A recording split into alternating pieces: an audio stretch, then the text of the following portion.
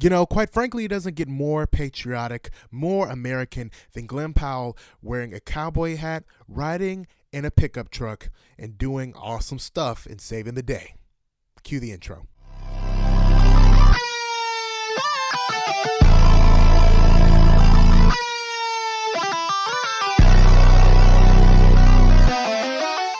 So Twisters roars into theaters this week, and I must say, as a fan of the original that I believe came out in 1996, this is a good follow-up, reboot, whatever you want to call it, to that original film. And let me say, with all due respect to the original, this one feels like a massive summer blockbuster, not only with the casting of Hollywood's it guy, Glenn Powell, but with great visuals. CGI was on point, and the story moved well.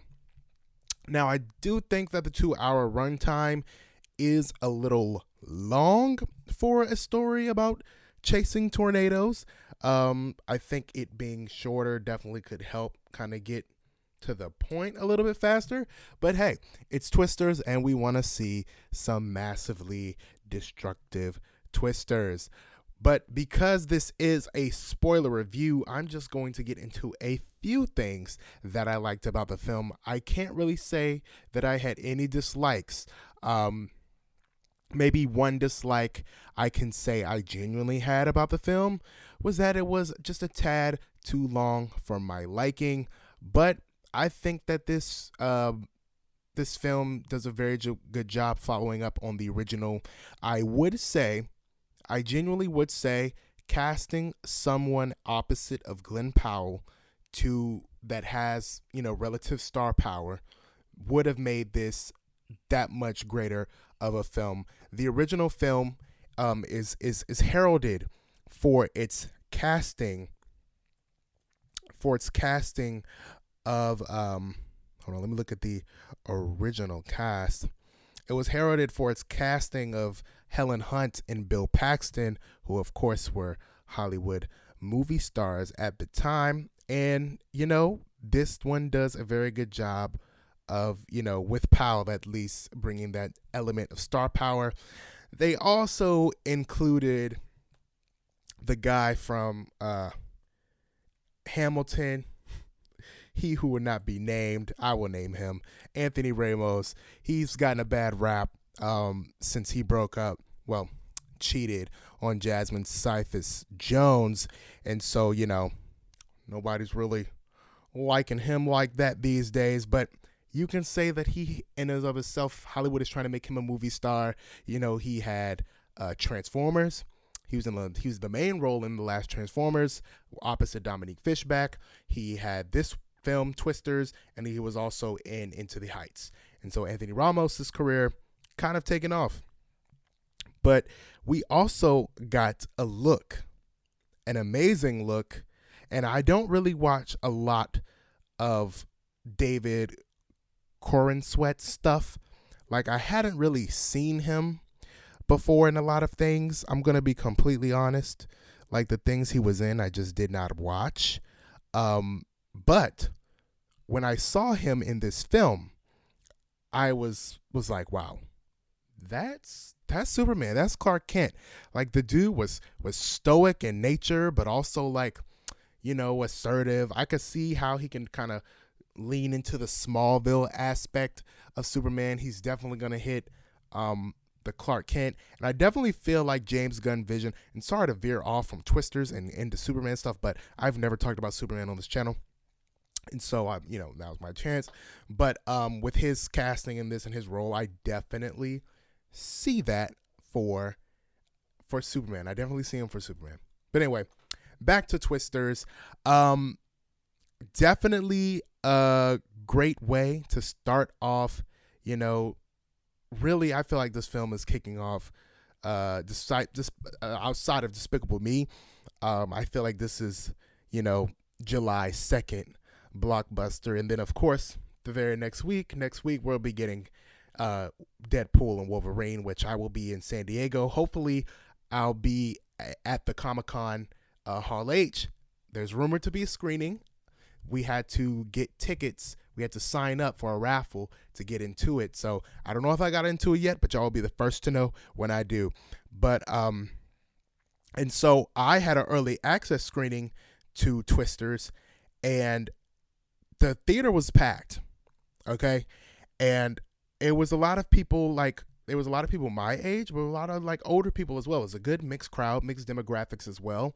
And I can say that it could be attributed to both the older crowd, fans of the original, movie buffs like me, fans of the original.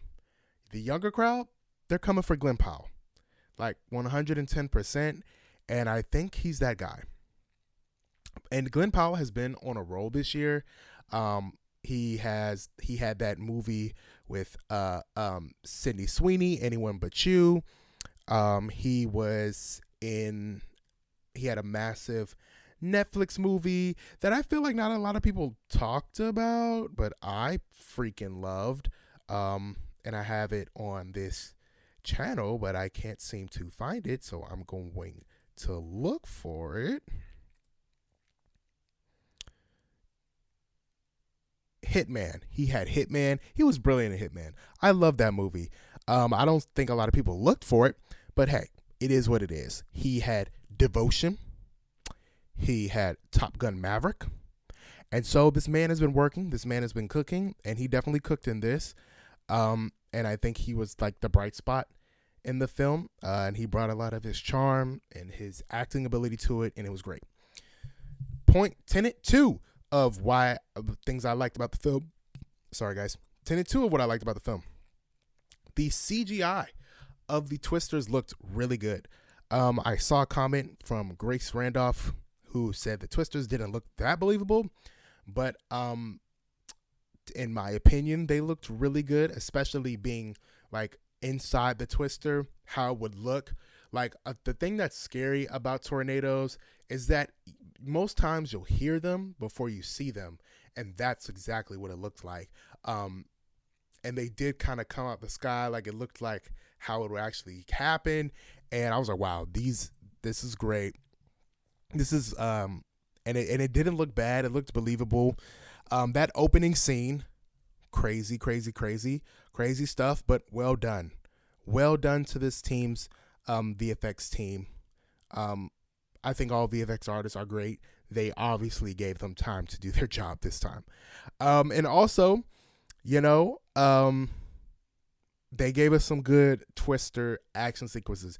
Like, it was Glenn Powell and the Twisters. Those are the two biggest stars in the film, honestly, truly, without a doubt. And they made them look really good, really realistic, and gave us great action. I was sitting on the edge of my seat for most of the Twisters scenes with actual tornadoes on them, and I was like, man, they're killing it. This looks really good. And then moving on to Tenet 3 of what I liked about the movie, the ending felt nostalgic. It almost felt in the way that the original, like I feel like they had like similarities and mirrorings of the original ending. And just sitting there watching it was kind of surreal. I was like, wait, I've seen this before. I had like deja vu when I was sitting in the movie theater. I was like, this is nuts. Like, they really did a good job calling back to those like original moments, being in the town, where it's the last standoff with these tornadoes, and they have to save the day and dissipate the tornado and blah blah blah blah blah. It felt very reminiscent of the original, and I feel like they stuck the landing. And why I say it was a little long, I'm not gonna lie. I went into it at a 7:00 screening, and I kind of nodded off like towards the end, and I was like, whoa. I never really nod off in films, but not to say it was boring, but I felt like they were stretching it longer than it needed to be stretched. Like a good hour 45, hour 30, Twisters, right there.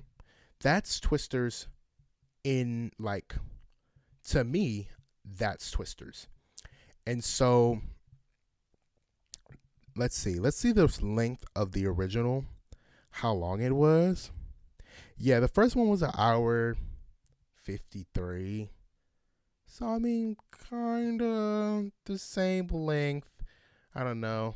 The original had the charm. the charm of the original that made me watch it longer and had me hooked longer. But I'm sure that you'll feel um, the the nostalgic ending.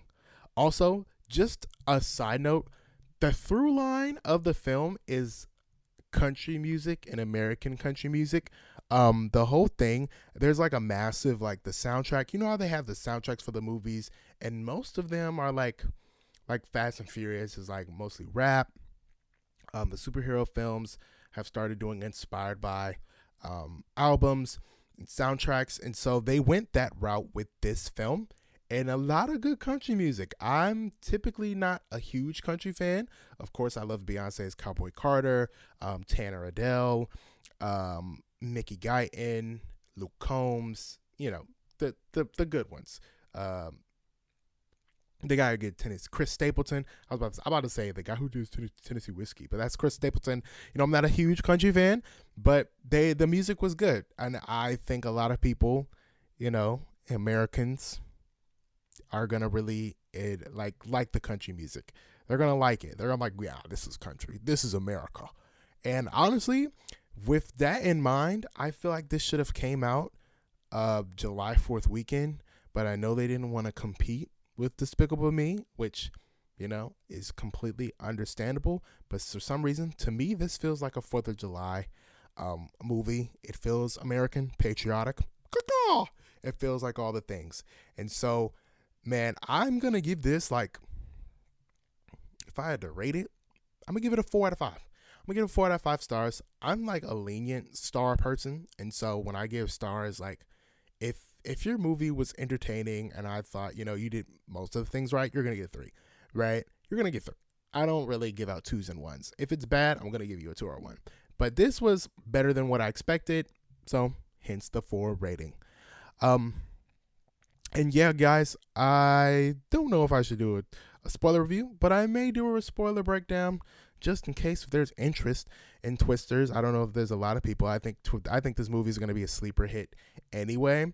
Like Inside Out 2 wasn't really a sleeper hit because, you know, it was either like a make or break moment. But I think this one will do very well. And yeah, make sure y'all go see this movie. I definitely recommend it. And, you know, make sure you comment, like, and subscribe. I can't believe I'm saying this at this point in the video. I should have said it earlier. But, hey, make sure you comment, like, and subscribe, as I'm a small channel and it helps me grow. And, man, this has been another Juju Rights review. Keep it locked.